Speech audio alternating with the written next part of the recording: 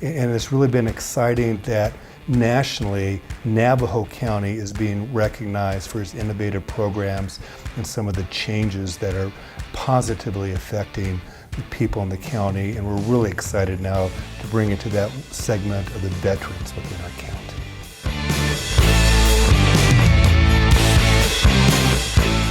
Welcome to Shooting Straight with Brad and David. I'm David Klaus, your Navajo County Sheriff. And I'm Brad Carline, your Navajo County Attorney. And this month we're joined with Bryan Layton, our Navajo County Manager. Did I say that right? Yeah, thank you. Well, we had so much Navajo County in there, right? Yeah. Well, thank you, Bryan, for joining us and Absolutely. Being with us this month as we talk about veterans. So, Brad, we're going to bring you in the conversation. Operation Green Light for Veterans. Can you tell us a little bit about that? That was started by the National Association of Counties. They wanted to recognize all that the veterans have done for us as individuals and for our nation, to recognize what they've done, but also to talk about their roles in the counties and how counties have been of assistance to them. So Operation Greenlight reflects that the county buildings and prominent structures in counties participating are lit up green to honor our veterans, to let them know that we admire what they've done for us and we appreciate everything they've done. So here in Navajo County, with our new county manager's assistance and guidance, we're lighting all the county buildings up green. We've been inviting the other municipalities throughout the county to participate and light their buildings green. And we're inviting all of you to put green lights outside of your homes and your businesses to help us recognize our veterans.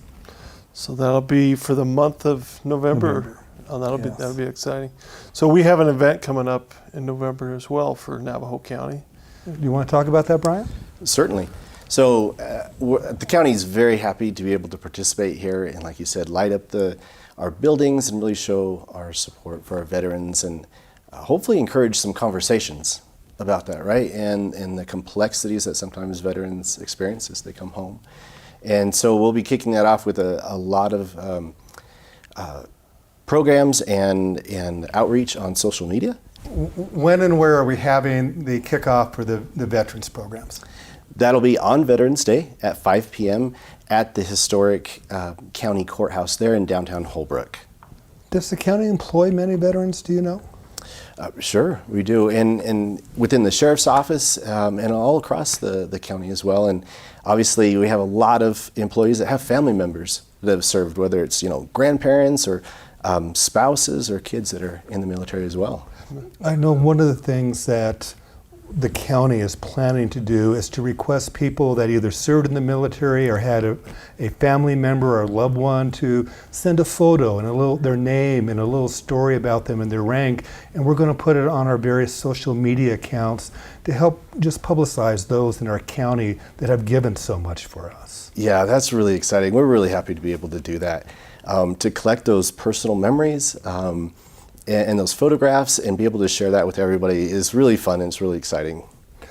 Then the county received some federal monies that we were able to distribute out to help different groups. Is there one in particular you want to talk about? Certainly. I think one of the most visible ways was through those ARPA monies, we were able to donate $100,000 to the Walking Down Ranch, and that's in the Pine Top area. And what they do is they provide transitional housing for veterans. As they're moving from one stage of life to the next, they can provide a real level of support to them. And so that money went to help refurbish the housing units that they have on their campus and to provide that landing spot for veterans that they might need as they transition from one stage to the next in their lives. As we know, David, from the criminal justice system, some of those who return, especially those that have served in combat, can have challenges transitioning back in. And I believe your jail does something to help those that unfortunately come to you in that way. Yeah, when I was first new sheriff, I remember visiting a jail in Arizona that had a special housing unit for military veterans, and they actually call it Humvee, and they patterned it after some jails in the East Coast. But Humvee, H-U-M-V, much like you see in the military as well, but it's housing unit for military veterans.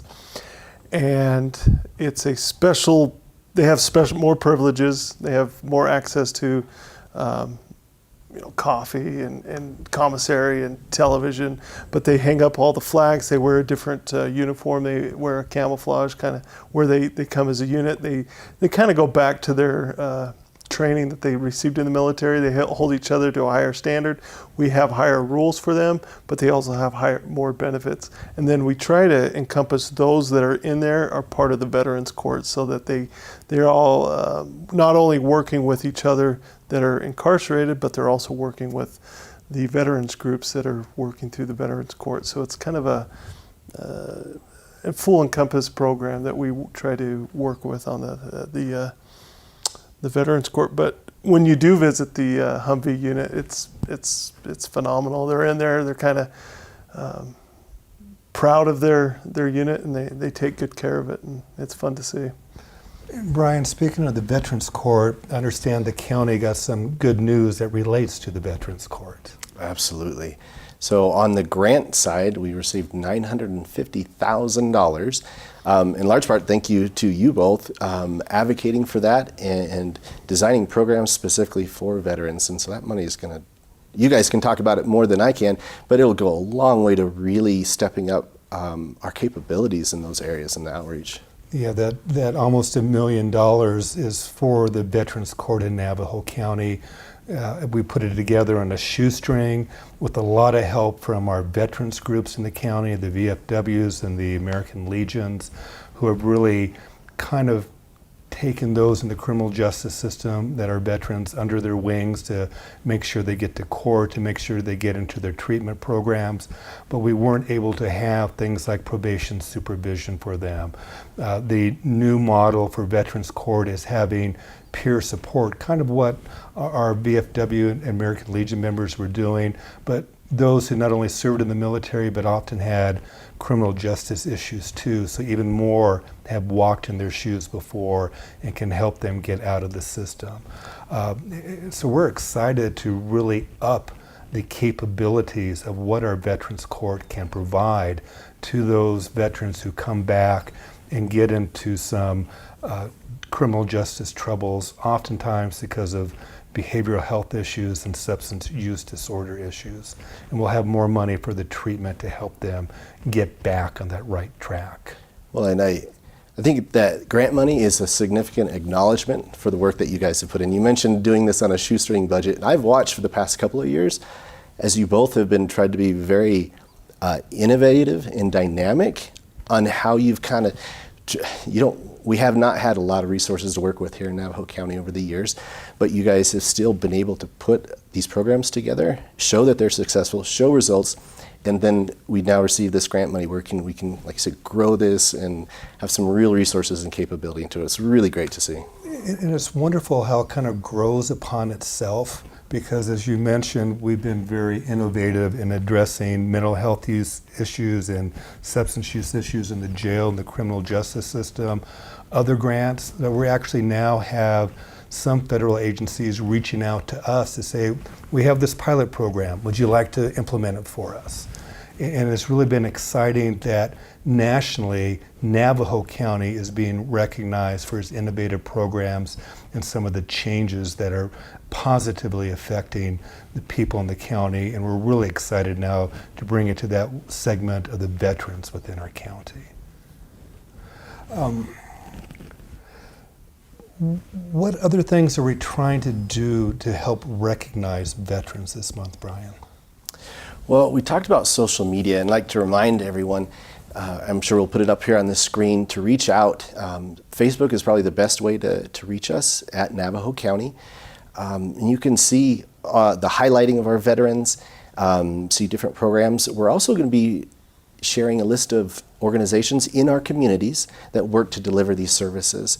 That should give us an opportunity, if we'd like, an opportunity to either volunteer our time, maybe make a donation to these organizations to help them as they in turn help veterans in our communities, which is going to be really great. So it's kind of a two-way street, a resource for veterans to find help, but also a resource for us in the county to make our donations to help. Absolutely. And I know that Navajo County employees have always been great in helping out the fellow citizens of Navajo County in times of need. And I think that's a wonderful idea.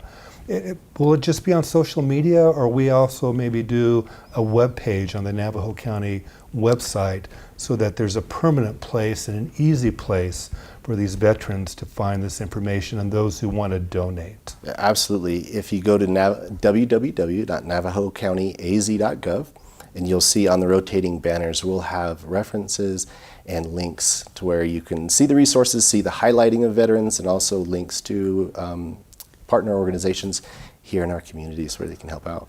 And another recent example of Navajo County employees stepping up to help the veterans was not only the statewide stand down for veterans, but also specific Navajo County stand down for veterans. I know that there are a number of public defenders who participated, some of the attorneys from my office, and probably some out of the sheriff's office who have military service in their background.